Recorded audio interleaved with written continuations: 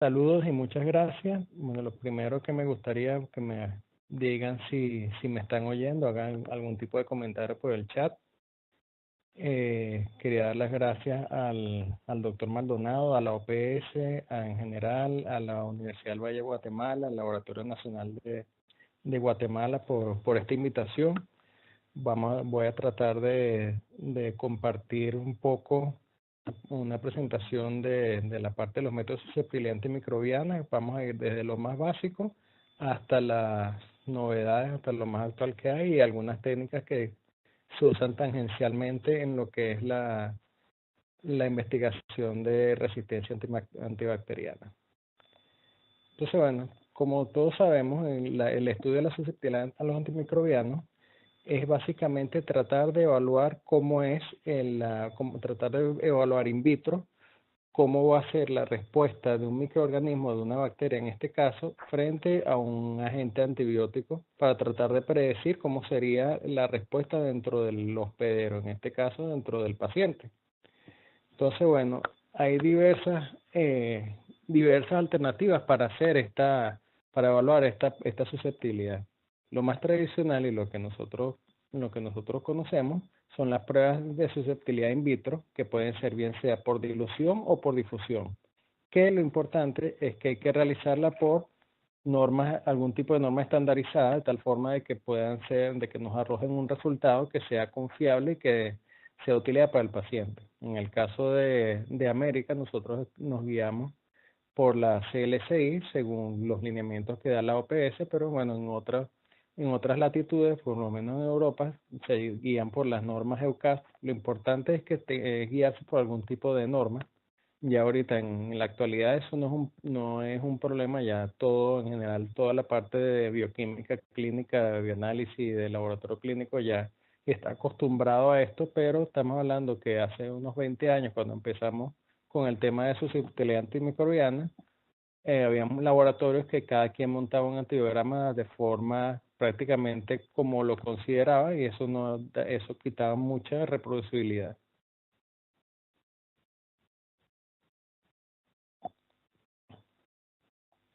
Entonces, bueno, tenemos la prueba de susceptibilidad por dilución, que es la técnica de referencia para lo que es susceptibilidad antimicrobiana desde el punto de vista in vitro.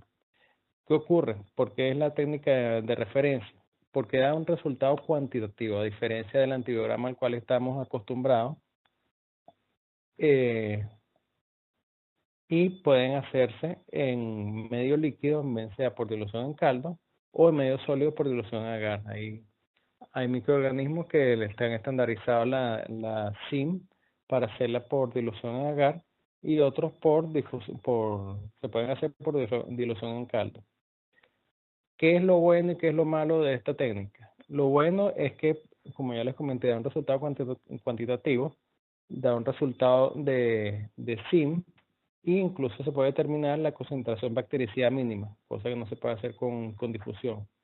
Lo malo, pues, no todo es ideal y de hecho pocos laboratorios montan dilución en caldo en agar por técnica de referencia.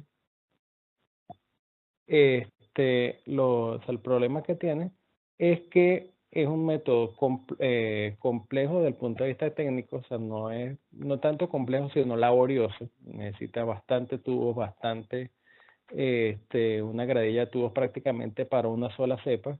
Y eso no solo lo hace laborioso, sino que lo hace de un costo alto, relativamente alto, más que todo por horas hombres que por insumos, pero es laborioso, o sea, es impráctico.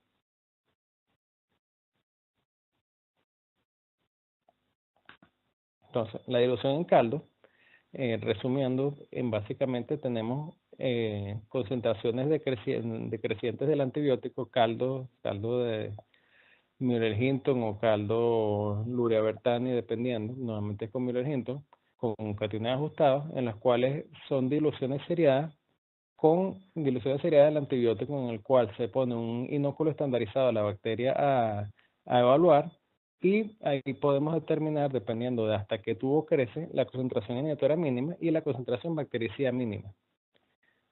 Recordemos que la concentración inhibitoria mínima es la menor concentración capaz de inhibir el crecimiento bacteriano. Sin embargo, recuerden también que hay antibióticos que tienen efecto bactericida, pero otros tienen efecto bacteriostático. En el caso de la SIM va a corresponder al primer tubo donde no se observe turbidez a nivel visible.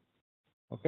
Eso lo que te determina es que hubo inhibición de crecimiento. Sin embargo, el hecho de que en el tubo siguiente el crecimiento esté inhibido no quiere necesariamente decir que esa bacteria que está en ese tubo está muerta. Puede estar, como dice el nombre, solo inhibe el crecimiento. Entonces, ¿qué se hace? Se quiere determinar la concentración bactericida mínima para guiar un poco más la alternativa terapéutica. De esos tubos donde no hay crecimiento, obviamente los que están más cercanos al punto de la SIM, se repican en un medio cultivo sólido y se observa si hay crecimiento o no. ¿Qué es lo que está ocurriendo allí? Bueno, simplemente si las bacterias están en estado de latencia por el antibiótico, sobre todo en el caso de los antibióticos bacteriostáticos, al repicarlas en un medio sólido, si lo que están eran en estado de latencia, ellas van a crecer. Ya en el primer tubo, a partir del cual se repica, o sea, la primera dilución en la cual ya no haya crecimiento bacteriano va a ser la dilución en las cuales va a haber la concentración bactericida mínima. Normalmente es superior a la concentración inhibitoria mínima. Vas a tener un valor de SIM, que es la menor concentración que te va a inhibir crecimiento, y un valor ligeramente superior, que es el que te va a determinar la cantidad de la concentración bactericida mínima, lo cual es importante sobre todo para cuando se están guiando alternativas terapéuticas de infecciones que pueden afectar la vida del paciente.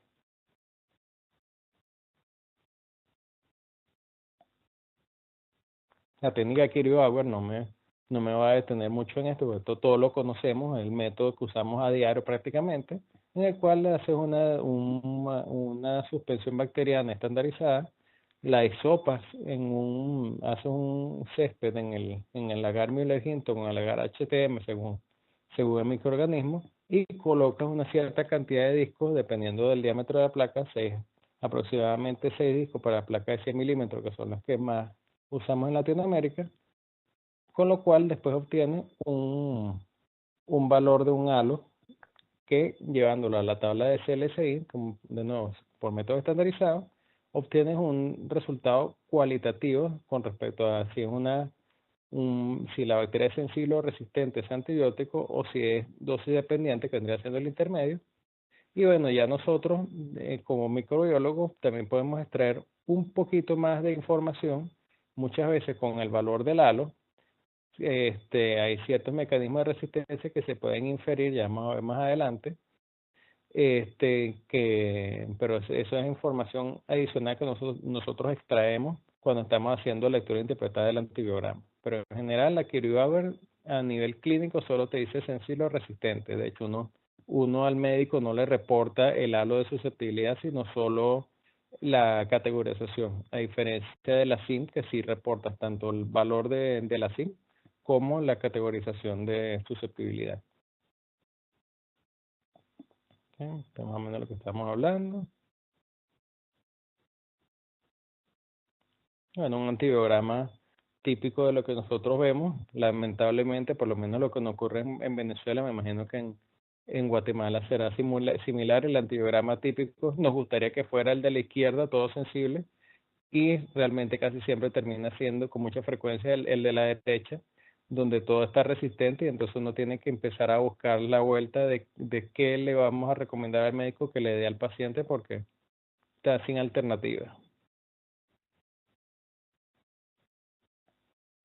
Entonces, como ya les comenté y les recordé, tengo entendido que en Guatemala, como parte de la red, tienen bien implementada esta parte de lectura del interpretar el antibiograma, que es básicamente tratar de extraer la mayor cantidad de información posible de ese antibiograma, de tal forma de no solo quedarse con la información de que una bacteria es sensible o es resistente a quinolona, sino, por ejemplo, o a carbapenems o ampicilina o a lo que sea, sino tratar de extraer con un antibiograma normal, un antibiograma simple, tratar de extraer los mecanismos de resistencia intrínsecos que están otorgando esa resistencia a los antibióticos. Disculpen la repetición. Esa información no, en algunos casos le es útil al médico, sobre todo en la parte del tratamiento con carbapenems, que cuando se dé esa conferencia van a ver que no es lo mismo una bacteria resistente a carbapenem por un mecanismo de impermeabilidad que una bacteria resistente a carbapenem por mecanismos no enzimáticos, por mecanismos enzimáticos, pues el tratamiento incluso ahí varía.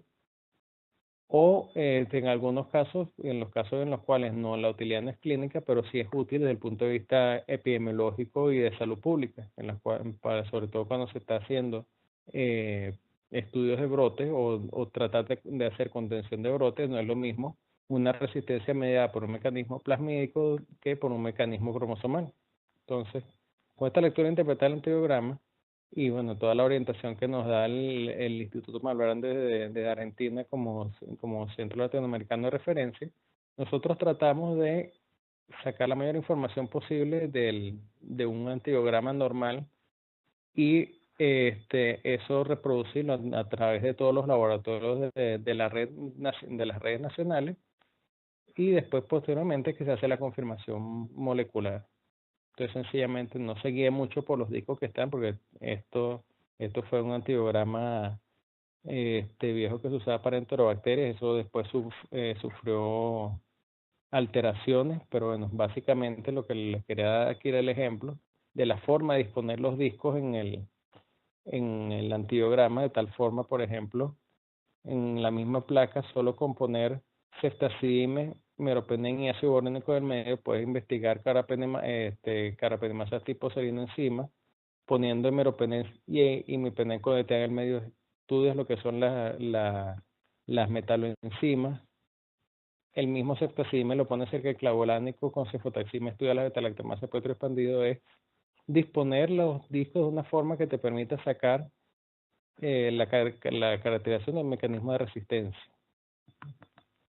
Aprovechar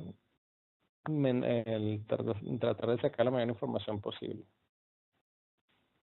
Otra metodología que es una mezcla entre las dos, entre difusión y SIM, son los métodos epsilométricos, como tenemos por ejemplo el ITEST, por decir uno de los más conocidos por lo menos en Venezuela, en los cuales a nivel técnico es similar a un antibiograma en el cual sencillamente haces un hisopado de una bacteria y pones en este caso, en vez de poner un disco, pones una tira y a raíz de esa tira hay una difusión de un gradiente de un antibiótico, se forma un elipse y obtienes un valor de SIM. No es perfecto en el aspecto de que no, o sea, como ya les comenté, la determinación de SIM a nivel de referencia es por el método de dilución. ¿Por qué? Porque hay ciertas combinaciones de bacterias antibióticos que el ITES no es lo ideal, como por ejemplo eh, podría ser el colistin, porque aquí puedes tener problemas de difusión del antibiótico, los mismos problemas que tendrías en un antibiograma, cosa que no ocurre con la dilución. Tienes también el problema que no puedes determinar concentración bactericida mínima, pero a nivel general es una buena alternativa para poderle ofrecer de forma rápida al médico un valor de SIM si no puedes hacer la dilución en caldo. Obviamente otra desventaja es que realmente quizás es la más limitante, es el precio. Las tiras IT son bastante costosas y normalmente en los países que siempre se reserva el IT para los mecanismos que requieren la confirmación de un valor de SIM. Estamos hablando de penicilina con neumo, estamos hablando de vancomicina, normalmente se reservan para casos particulares.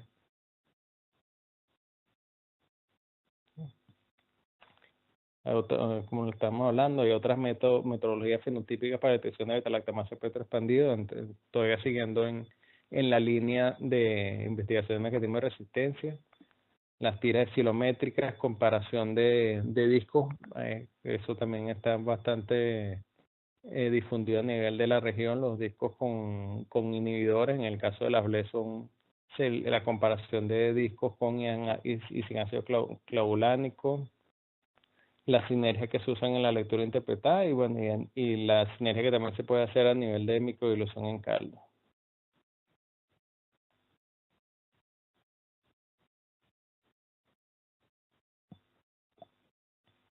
Que a nivel de detección de carapenemasas, no, también hay una conferencia de esto, no me voy a detener mucho.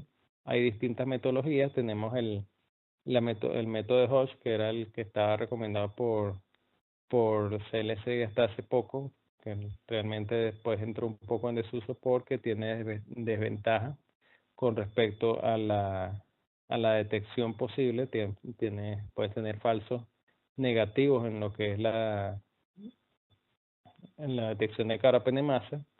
Sin embargo, cuando tienes un resultado positivo, en este caso, que lo que tú estás observando, básicamente el fundamento de esta técnica es determinar que la resistencia a un antibiótico está mediada por un mecanismo enzimático.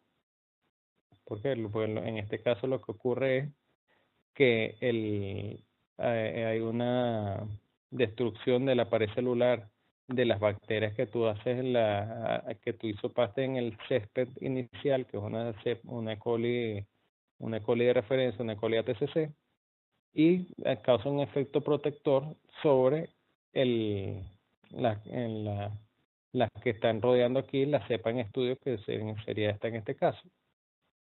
Y básicamente esto se usa para carapenemasa, pero se puede usar para cuando tú quieres determinar si una resistencia a un determinado antibiótico, pues es de tipo enzimático o no. Pero no tiene sus limitaciones.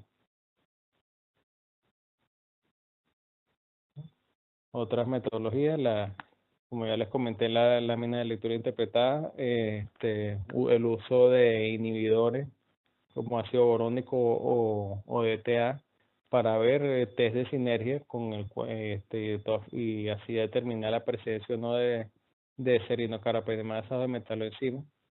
En el caso de las 2F se usa ácido borónico, pero bueno, esto también el uso de inhibidores también tiene no desventaja, la limitación de que hay ciertos tipos de carapenemasa como las OXA que no son inhibibles por ninguno de los dos inhibidores. Entonces esta metodología para la detección de las carapenemasas tipo OXA no es adecuada.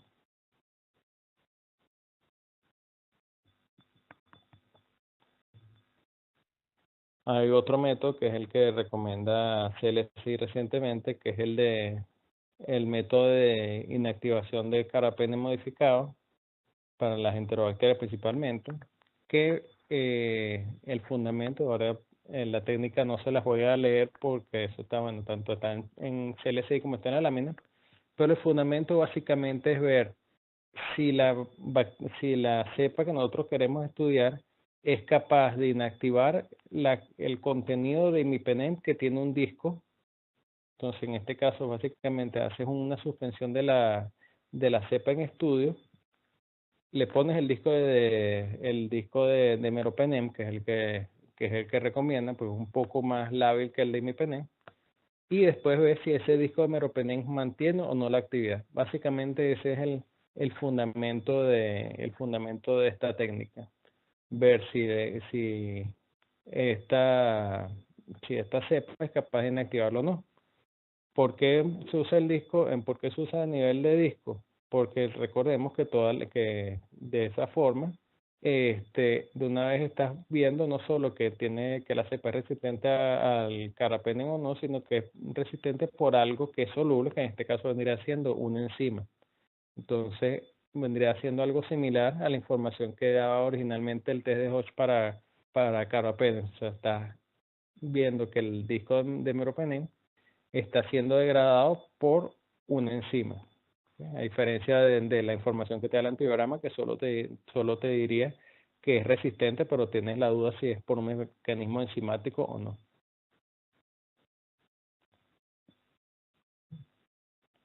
Una vez, como ya les comenté, haces la suspensión, pones el disco el disco dentro de la suspensión de la cepa en estudio, lo incubas unas horas a temperatura ambiente, haces un hisopado de una cepa TCC coli 25922 y pones el disco en, en la placa, pones el disco en la placa que hisopaste.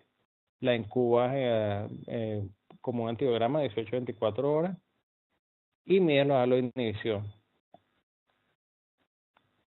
Básicamente, un halo, o sea, un halo cuando no hay halo, o sea, ausencia de halo, quiere decir que el disco perdió todo tipo de actividad y tienes una cepa carpetamasa positivo.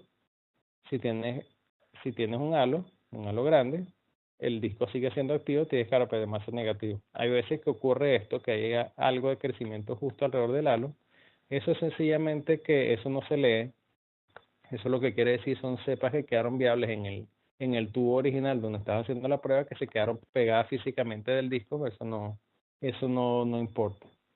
Los puntos de corte son menor o igual a menor o igual a 15, es resistente, o sea, es positivo para el test, mayor de 19 es negativo, si está entre 16 y 18 queda como indeterminado, debes confirmar por algún otro tipo de metodología, preferiblemente una metodología molecular. Hay otros kits también fenotípicos para detección de carpa de masa o tanto carpa de masa como metalocramasa petroexpandido, como son por ejemplo los de Mass Group, los de Britannia. Hay distintas metodologías que básicamente lo que se basan es en la comparación de halos. En el caso de las betalactamasas de una cefalosporina, en el caso de la carbapenemasa de un carbapenem, la comparación del halo con el del antibiótico solo y con distintos inhibidores. En el caso de las carbapenemasas usan el borónico, el, el EDTA y oxacilina. Otra cosa que tenemos, otra maravilla costosa que tenemos, son los métodos automatizados. Los métodos automatizados han ido evolucionando, por lo menos en Venezuela, o sea, dependiendo del país, hay disponibilidad de distintas metodologías. En Venezuela, en general, lo que tenemos básicamente son dos alternativas, el Vitec 2 y el Microscan. Hay otros países como Argentina que tienen mayor variedad de sistemas automatizados, tienen especialmente el Phoenix, tienen otros métodos, pero básicamente nosotros por lo menos solo tenemos esos dos. Son métodos que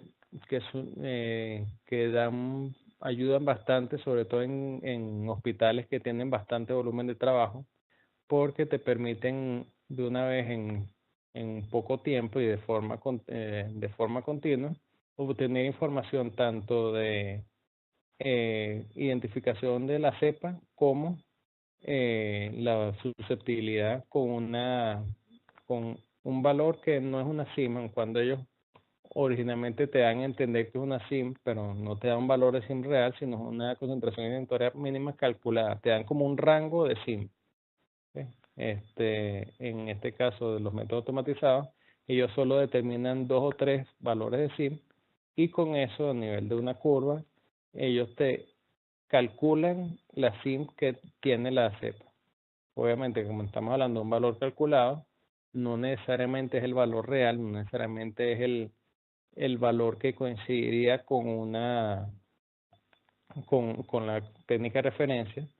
Sin embargo, bueno, tiene bastante confiabilidad, o sea, sí se aproxima bastante y bueno, y es mejor y da una mayor información al médico que no decirle nada. Pero básicamente los métodos automatizados, la mayor ventaja que tienen es velocidad y que te permite trabajar con amplios volúmenes de trabajo. Tienen también la ventaja que son estandarizados, o sea, como son sistemas semicerrados o bastante cerrados, en general son pocos los errores que se pueden cometer a nivel técnico,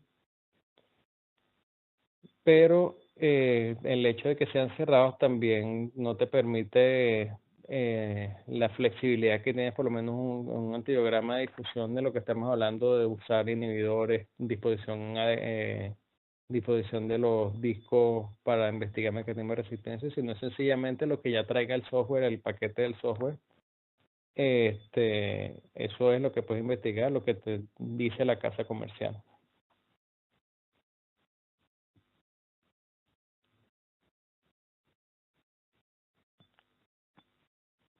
Son costosos. Ese igual que con Elite, son tarjetas bastante costosas en general y bueno, y nuevamente por lo menos en Venezuela se manejan a nivel de comodato. Las clínicas no compran el equipo, sino se lo alquilan a la casa comercial en base de un contrato que uno compra los consumibles y ellos te dejan el equipo. Esto es importante a nivel de la región, que ellos no se manejan con las normas CLCI, se manejan con las normas aprobadas por la FDA para las metas de susceptibilidad. Normalmente es importante en el aspecto de que FDA no, las normas no necesariamente son exactamente iguales que las de CLCI ni se manejan a la misma velocidad. ¿Okay? Y las actualizaciones normalmente son bastante más tardías. Estamos hablando de que si hay un cambio importante en CLCI en la norma 2018, el año que viene, por ejemplo, eso pasa cierto tiempo hasta que la casa comercial lo actualice, probablemente lo actualice en 2019 o 2020, lo cual quiere decir que estarían 1 o 2 años trabajando con una norma vieja.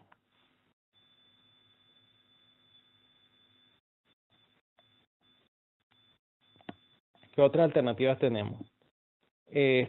Uso de medios cromogénicos para detección de resistencia. Eso también depende del país. Esto es muy usado, por lo menos en Venezuela no los tenemos disponibles sencillamente. Yo sé que hay otros países que sí hay bastante variedades.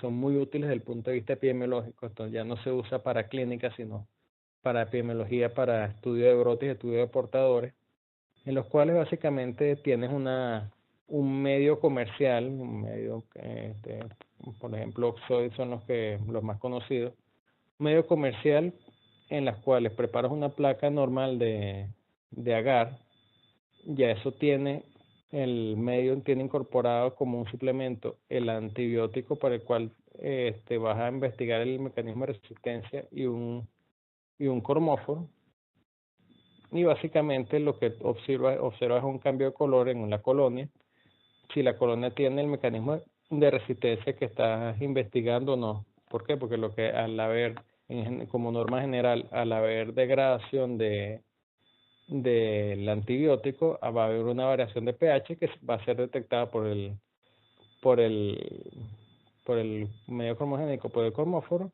y lo observas como una variación de color. Básicamente, como se haría en un medio selectivo normal cuando uno ve una variación de color. Entonces, bueno, a nivel comercial hay para distintos mecanismos de resistencia. Hay medios cromogénicos para KPC, que son cuando surgieron, eso fue súper importante. Para las OXA, eso sí es bueno. MRCA para el estudio de portadores, para las BLE, para bancos resistentes. Esos son bastante prácticos para los estudios de portadores sanos, y sobre todo cuando quieres investigar a nivel de poblaciones mixtas, de estudios, cuando estás buscando portadores entéricos de enterococo resistente a vancomicina, cuando estás buscando portadores nasales de estafilococcus aureus. Estos medios son bastante prácticos porque te disminuyen bastante la carga de trabajo. Tienes ahí la colonia sospechosa y sencillamente, una vez que la detectas en medio cromogénico, la separas y la terminas de caracterizar. Te ahorra bastante trabajo. Hay otras pruebas rápidas. Cada vez recuérdense que En general, en microbiología uno va contra el reloj, va contra el tiempo, pues mientras todo el tiempo que uno tarda en confirmar los mecanismos de resistencia es tiempo que el paciente va evolucionando negativamente. Se han desarrollado pruebas de inmunocromatografía para la detección de mecanismos puntuales de resistencia. Básicamente, como cualquier prueba de inmunocromatografía, son antígenos monoclonales dirigidos contra cierta enzima. No, eso no está muy difundido hasta ahora. Solo hay 3 contra enzimas tipo KPC, tipo IMP y contra la OXA48, pero son una alternativa que hace una suspensión, la colocas en el pocillo del cassette y ya en 20 minutos tienes la determinación si es positivo o no para alguna de estas enzimas.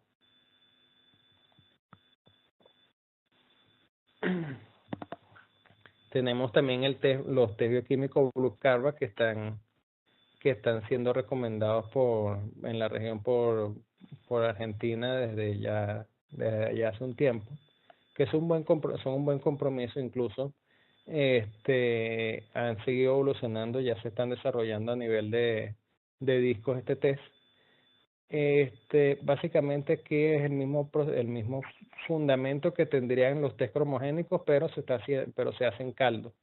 Aquí lo que tienes es observas la hidrólisis de imipenem en un tiempo máximo de 2 horas con un indicador en este caso azul de bromotimol, una suspensión bacteriana, la pones en este caldo, que esta técnica es una modificación de la técnica original de CarbNP, y en máximo 2 horas tú tienes un viraje de color si hay una carapenemasa en esta cepa o no. Nosotros hicimos ensayos allá en Venezuela con el cepario que nosotros tenemos de los distintos mecanismos de resistencia a carapene y cepas sensibles, cepas resistentes, cepas con distintos tipos de mecanismos de resistencia, enzimáticos, no enzimáticos, KPC, IMP, NDM, OXA, etcétera, y fue bastante confiable, o sea, fue bastante bueno el resultado daba cuando tenía que dar, o sea, daba solo en las carapenemasas, en las que eran carapenemasas negativos no daba, y con enzimas como las OXA, que son bastante complicadas de detectar, también teníamos resultados positivos. Positivo aquí dio tanto para NDM, OXA, haciendo ateromani, y bueno, la ventaja es de que a nivel técnico incluso pueden hacer los laboratorios que no tengan no necesitan una infraestructura compleja, y se puede, por lo menos a nivel de los laboratorios nacionales, pueden preparar kits para distribuírselo a los laboratorios regionales del país, o a los laboratorios locales, porque lo que necesita es una solución del antibiótico, o sea, la solución de trabajo, y una placa de microtitulación, y incubar una estufa. O sea, no necesitas mucha no necesitas muchos implementos, y tienes un resultado en 2 horas, que es lo más importante. O sea, una vez que tienes la colonia sospechosa, ya tienes la confirmación en 2 horas y no la tienes al día siguiente. Métodos moleculares son los que todos nos gusta, todos deseamos, pero no todos necesariamente tenemos. No son tampoco perfectos. Estos métodos moleculares te permiten básicamente la confirmación de estas sospechas fenotípicas que ya teníamos, pero son métodos de confirmación. Son métodos que se usan más que todo desde el punto de vista epidemiológico, desde el punto de vista de toma de decisiones de salud pública. No son métodos para los cuales tú debas, en la mayoría de los casos, excepto que sean casos puntuales de que ya estés metido dentro de un brote, o que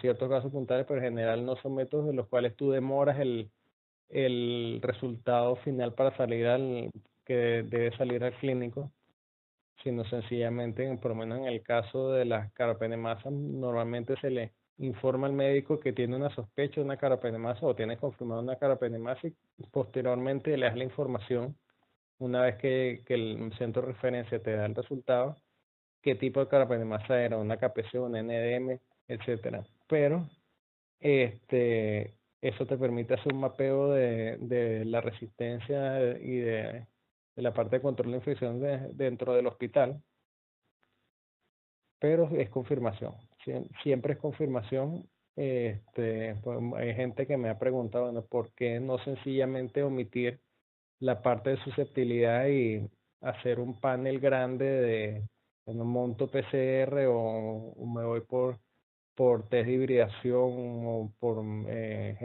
secuencia de genoma completo y de una vez solo evalúo los genes de resistencia? Ahí tienes la gran debilidad que tiene los métodos moleculares, es que tú estás buscando y detectando a qué es resistente la cepa, que esa información es importante. Sin embargo, no sabes a qué es sensible, qué es lo que necesita el médico.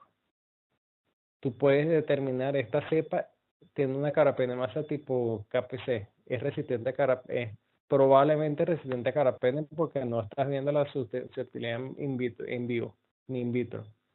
Sin embargo, el médico lo que te va a responder, ok, muchas gracias por la información con los carapenes. ¿Qué le puedo dar al paciente? ¿A qué es sensible? No lo sabe. Un método molecular solo te detecta resistencia, no sensibilidad. Entonces, por eso son métodos complementarios. Aquí tenemos la PCR, básicamente la base de todo, en las cuales es una prueba bioquímica en las cuales utilizando una enzima tipo polimerasa, tienes replicaciones sucesivas de una cadena de ADN, principalmente con objetivo de detección. La replica lo suficiente como para poder detectarla, pero también puedes usarla para esos productos de amplificación. Puedes usarla para estudios adicionales, como podrían ser, por ejemplo, PCR anidada, en las cuales después de que haces la amplificación inicial del gen, haces una segunda amplificación usando el amplicón que obtuviste al inicio como base y tienes un producto final que es adecuado para clonamiento, en el caso que quieras hacer, que a nivel de resistencia, que quieras observar si, estudios de islas de patogenicidad, por ejemplo. PCR multiplex, los cuales esto es sencillamente una PCR que nosotros lo usamos por lo menos cuando estamos investigando beta-lactamasa expandido, en los cuales detecta varios genes simultáneamente en un solo ensayo con distintos juegos de primer. Esto también se hace a nivel, hay kits comerciales para PCR multiplex, pero eso se puede hacer a nivel casero, sencillamente varios PCR en el mismo ensayo, ya que lo único que varía entre uno y otro es el primer, que es lo que le da la especificidad, pero el resto de los reactivos, lo que es la DNTP, la TAC y el magnesio, es común, entonces se puede hacer simple.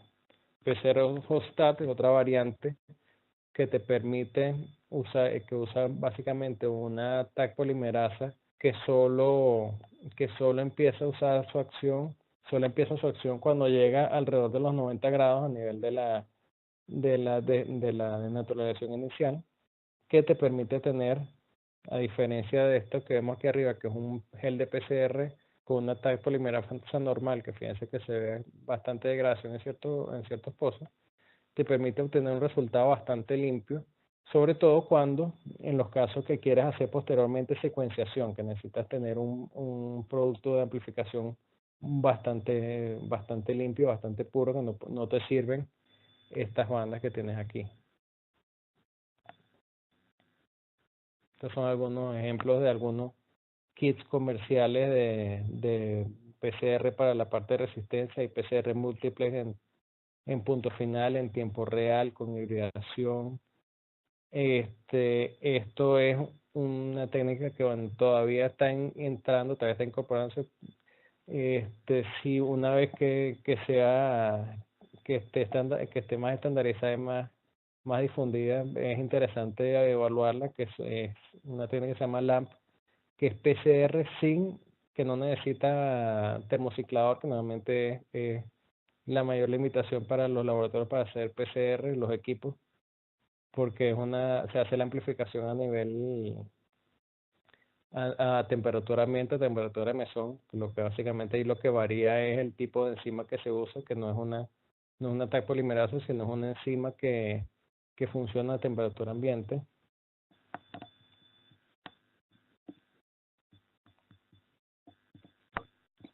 Y tenemos la secuenciación, que es muchas veces el paso siguiente al PCR, en el cual con el antibiograma sabes que tienes una enzima, una resistencia a carbapenem.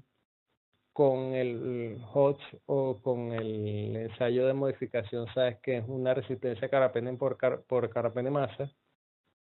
Con el PCR sabes que tienes por una carbapenemasa tipo KPC, y por secuenciación sabes cuál variante de KPC es. Una KPC1, KPC2, KPC7. Cada vez estás obteniendo más información que te permite hacer un mapa epidemiológico más fino a nivel de salud pública. En este caso, una vez que tienes el amplicón que les comenté en las láminas iniciales, haces una PCR modificada que usa distintos terminadores y logras obtener la secuencia de nucleótidos que tienes en tu muestra. En el caso de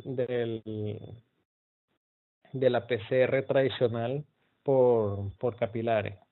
Hay también otras secuenciaciones que son las secuenciaciones masivas, que son que usan dependiendo del equipo. Hay distintos, está el MySeq, está el Ion Torrent. Hay distintos tipos de secuenciaciones masivas. Bueno, que eso sí, el fundamento varía muchísimo de equipo en equipo, que en poco tiempo, estamos hablando de máximo un día, te secuencian el genoma completo de una cepa, no solo un amplicón como estamos hablando en el caso de capilares, sino que logra obtener en poco tiempo la secuencia completa de todo, o sea, de la primera a la última base de la cepa. Eso es bastante costoso a nivel de consumibles, pero en ciertos casos se justifica.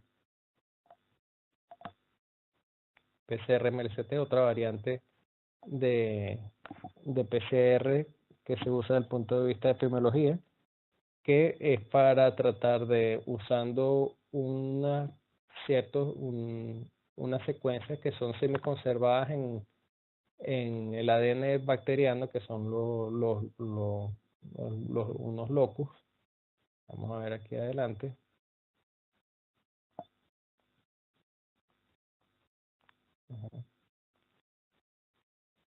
Secuencias, estos genes semiconservados, que son genes housekeeping, te permiten básicamente hacer como un código de barras para estas cepas desde el punto de vista evolutivo. ¿Para qué me sirve esto? Esto sirve para ver a nivel poblacional la difusión a nivel mundial de ciertos clones, de ciertas linajes. Realmente sería el término, de ciertos linajes bacterianos, y puedes ver la difusión y la evolución desde el punto de vista genético, cómo van cambiando y cómo se van difundiendo ciertos mecanismos de resistencia y ciertas cepas. Pues recuérdese que muchas veces hay los mecanismos, cuando son plasmídicos, no necesariamente se mantienen en un solo linaje bacteriano, pueden ir pasando de uno a otro, pero hay algunos que se han visto, como en el caso de KPC y ST28. Fíjense que ST28 quizás lo han oído, es uno de los secuenciotipos, eso es lo del ST, que se ve en los papers. Hay ciertos mecanismos de resistencia que están asociados con ciertos secuenciotipos de especie bacteriana.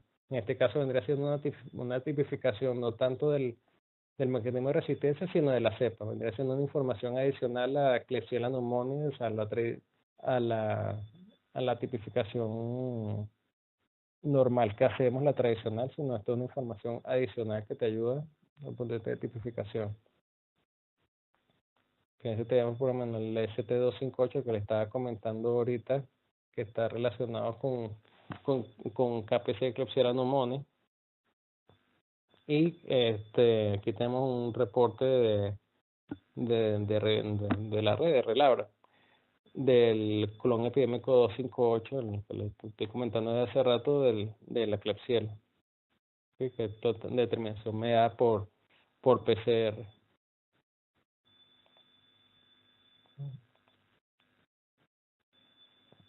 Otra técnica de, de epidemiología molecular, de comparación de cepas, sobre todo para estudios de brotes, en los cuales se llama electroforesis de campo pulsado, en los cuales en un equipo especial que vendría siendo el equipo de campo pulsado, se realiza una hidrólisis del genoma completo de la cepa con enzimas de restricción que cortan en sitios puntuales, en sitios puntuales de la secuencia. Y una vez que tú haces la electroforesis por esa técnica, que es una electroforesis modificada, en las cuales no va en una sola dirección, sino en 3 direcciones alternantes, vas a tener un patrón electroforético que puedes comparar con otras cepas que hayan sido corridas en las mismas condiciones, que también en este caso, por lo menos tenemos la red PulseNet, que la deben conocer.